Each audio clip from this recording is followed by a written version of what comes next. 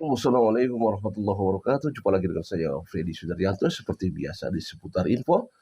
Dan seperti biasa kalau di subuh hari biasanya saya membawakan sedikit narasi-narasi seputar kasus Subang di Jalan Cagak. Kasus pembunuhan ibu dan anak di Jalan Cagak Subang yang dimasukkan ke dalam bagasi mobil Alphard. Dari 2021 hingga 2025 saat ini. Persidangan sudah dilaksanakan kemarin, yaitu persidangan Abi Aulia, menghadirkan saksi-saksi yang melihat keberadaan Abi. Tentu dari pihak Abi Aulia terus melakukan pertentangan. Ya, saya kira itu wajar-wajar saja, apalagi dilakukan oleh kuasa hukum, karena memang tugas kuasa hukum adalah untuk membela kliennya. Tapi ya membela kliennya untuk memperingan.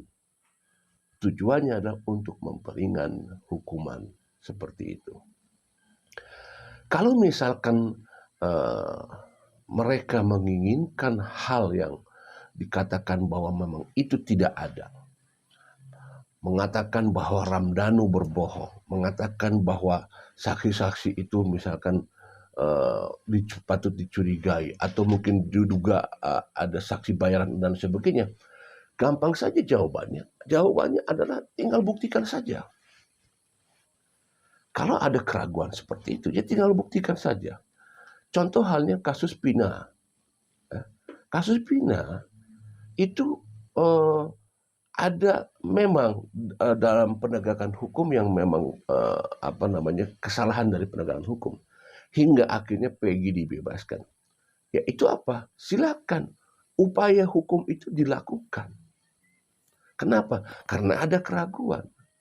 Ya kalau misalkan di kasus Subang ada keraguan dari pihak yang sudah dijadikan pelaku, ya silakan ajukan, lakukan upaya-upaya hukum untuk bisa membuktikan kalau memang orang-orang yang sudah ditentukan sebagai tersangka bukan tersangka, silakan dibuktikan saja.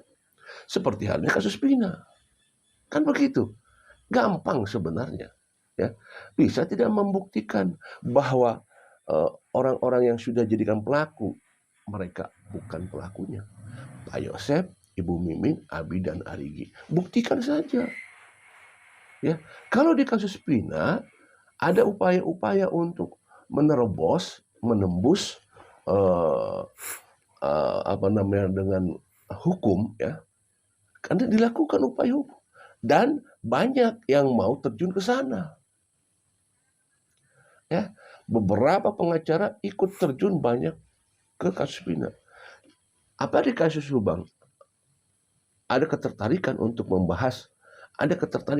membahas, apakah ada di sini pelanggaran hukum? Ya, tinggal silakan saja. Ikuti cara yang seperti Pina sehingga Peggy bisa dibebaskan. Tapi apakah di kasus Subang ada ketertarikan untuk membela yang salah? Katakanlah yang sekarang sudah ditentukan salah, ya kan? Pak Yosef, Ibu Mimin, Abi dan Arigi sudah ditentukan bersalah. Ya, sudah ditentukan sebagai tersangka, sebagai terdakwa, dan sebagai terpidana. Apakah ada ketertarikan untuk membela itu semua? Ya kita lihat di pengacara ada 3 orang untuk membela klien yang memang sudah dinyatakan bersalah. Tapi kan berbeda kasus begitu banyak yang ikut upaya untuk ikut terjun langsung untuk membela. Kan itu saja. Kalau memang ada suatu hal yang memang meragukan atau diragukan, saya kira juga pasti banyak orang-orang yang terutama kuasa hukum yang ikut terjun langsung untuk membela ini. Tapi kan ketertarikan itu tidak terlihat sampai sekarang, walaupun sudah ada 3 pengacara. Ya. Nah, sekali lagi, bahwa upaya-upaya hukum itu silahkan saja dilakukan. Gampang. Kalau misalkan ada dugaan, ada misalkan saksi-saksi bayaran. Tinggal buktikan saja saksi bayaran itu. Ya, apakah saksi bayaran itu benar apa adanya, gitu kan? Karena memang tidak menutup kemungkinan saksi-saksi bayaran itu dalam sebuah kasus di persidangan suka ada, ya, suka ada saja seperti itu. Ya tinggal bertarung saja, sama-sama aja beli saksi bayaran gitu kan, untuk menguatkan alibi. Semuanya kan di persidangan itu sudah tidak lagi memikirkan masalah alat bukti dan sebagainya. Di persidangan itu bagaimana cara jaksa atau penasehat itu meyakinkan kepada hakim. Itu kan di persidangan. Sudah lagi tidak mikirin masalah alat bukti dan lain sebagainya. Ya, tinggal bagaimana mereka meyakinkan apa-apa yang mereka sampaikan di dalam persidangan untuk meyakinkan kepada hakim. Apakah tidak ada hakim yang bersalah? Ada hakim yang bermain, ada banyak. Ya, tapi sekali lagi bahwa kalau misalkan ingin dibuktikan bahwa hakim itu misalkan bersalah, harus ada upaya dong, upaya hukum kalau memang ada. Tapi bisa tidak permasalahannya dengan kasus Subang ini? Kalau ada saksi bayaran, bisa nggak membuktikan bahwa itu bahwa itu ada saksi bayaran? Iya kan, gampang itu sebenarnya.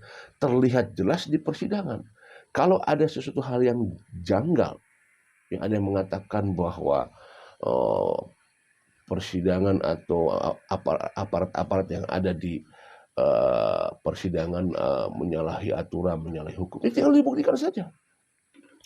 Saya kira apalagi sekarang para YouTuber live langsung di persidangan, ya, saya kira juga tidak akan main-main para hakim di sana. Upaya hukum sudah dilakukan, baik dari mulai pra-peradilan, ya, kemudian masuk ke dalam tahap persidangan, kemudian ada banding, kasasi, ya, sudah dilakukan. Silakan, semua sudah dilakukan, dan bukan hanya sampai di pengadilan tinggi, tapi sampai ke Mahkamah Agung. Itu kan sudah upaya hukum dilakukan, tapi kan semuanya gagal, ya, semuanya ditolak. Tinggal memang ada satu upaya hukum untuk Pak Yosef, yaitu novum. Ya, kalau misalkan novum itu sudah ada, kenapa harus ditunggu-tunggu? Kenapa harus nunggu persidangan? Kalau novum itu, berarti kan seperti ada keraguan kalau memang seperti itu. Karena novum itu kan sifatnya jelas. Novum itu, kalau misalkan nanti di PK, ya, ada novum, berarti sesuatu hal yang belum tersampaikan di persidangan. Itu namanya novum. Belum tersampaikan di persidangan. Ya, kalau dan memang itu krusial, karena kalau berkaitan dengan masalah novum kan harus yang krusial, bukan yang samar-samar, harus yang jelas, tidak samar-samar. Kalau misalkan ada penemuan baru, ada percakapan, ada video, ya, yang berkaitan dengan hal yang berkaitan dengan yang krusial di TKP, disampaikan, tidak usah menunggu lagi persidangan yang lain. Tak, sudah. Karena kan kalau novum tidak ada waktu, kapan saja bisa dilaksanakan. Seperti itu. Ya, tidak usah lagi ada persesuaian. Halnya karena novumnya harus jelas gitu. Yang bisa membuktikan, mematahkan bahwa dia bukan pelakunya. Ada percakapan, misalkan seseorang direkam, niat ada perencanaan pembunuhan dilakukan oleh orang lain. Itu kan jelas. Atau ada yang memvideokan bahwa yang masuk TKP itu ini sebenarnya. Itu yang jelas. Jangan novum yang samar-samar. Makanya kalau samar-samar pasti ragu-ragu untuk bisa disampaikan. Kan begitu. Ya, jadi sebenarnya sudah jelas di kasus Subang ini sudah jelas banget. Nggak usah lagi ada keraguan sebenarnya. Jelas fakta persidangannya sudah jelas, para ahli sudah jelas. Ya. Saksi-saksi sudah jelas. Upaya-upaya hukum sudah jelas dilaksanakan. Tidak ada yang terlewatkan. Mau tidak puas silakan. Habis-habisan di persidangan. Kan begitu. Apa yang disampaikan oleh majelis hakim pada saat putusan Pak Yosef, apa? Tidak ada yang meringankan, hanya satu, kecuali apa? Bahwa dia belum terlibat dalam suatu kasus, itu saja meringankan. Yang lainnya apa? Memberatkan. Itu disampaikan di majelis hakim terakhir pada saat vonisnya Pak Yosef. Memberatkan. Kalau sudah memberatkan, apa coba? Logikanya apa kalau sudah memberatkan? Iya kan? Walaupun sebagian masyarakat kecewa terhadap putusan hakim, di mana dakwaannya adalah 340, perencanaan yang kita berpikiran bahwa kalau tidak hukuman mati adalah hukuman seumur hidup. Tapi vonis hakim 20 tahun. Banyak sekali yang kecewa terhadap vonis hakim ini sebenarnya. Kenapa? Tidak ada yang tidak ada yang meringankan, memberatkan. Kenapa bisa jadi demikian? Ya, kita kembalikan lagi lah itu kepada hati nurani masing-masing seperti itu. Ya. Kembali lagi sekarang bahwa dengan persidangan kemarin, saksi-saksi sudah menjawab semua pertanyaan dan semua memberatkan, ya, semua memberatkan kepada terdakwa. Kalau misalkan sekali lagi ada yang bisa meringankan, ya silahkan dilakukan terhadap oleh kuasa hukum terhadap terdakwa, ya, terhadap klien yang sudah jadi terdakwa. Kalau ada yang meringankan, silahkan. Saksi-saksi yang mencoba. Kalau misalkan di sana ada saksi bayaran, ya cari juga saksi bayaran, balas saja. Ya kan, nanti kan saksi bisa melihat persesuaiannya nanti pernyataan kalau memang ada mencoba untuk memberi saksi bayaran lagi kan, misalkan ada saksi bayaran kemudian dibayar lagi dengan saksi bayaran, silakan saja. Kalau memang kan hakim bisa melihat ini saksi berkata bohong apa tidak. Saksi akan melihat apakah ini saksi ada persesuaian apa tidak, apakah ini saksi bayaran apa tidak, kan nanti hakim bisa melihat itu semua, ya kan. Tidak bisa sembarangan seperti itu.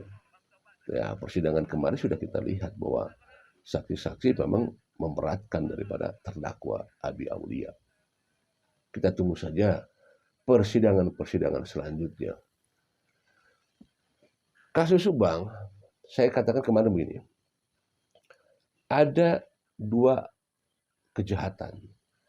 Satu kejahatan pada saat kejadian di malam hari itu, dan kejahatan pasca kejadian. Dua kejahatan. Ada suatu proses pengeksekusian dan ada proses setelah pengeksekusian. Dua-duanya jahat.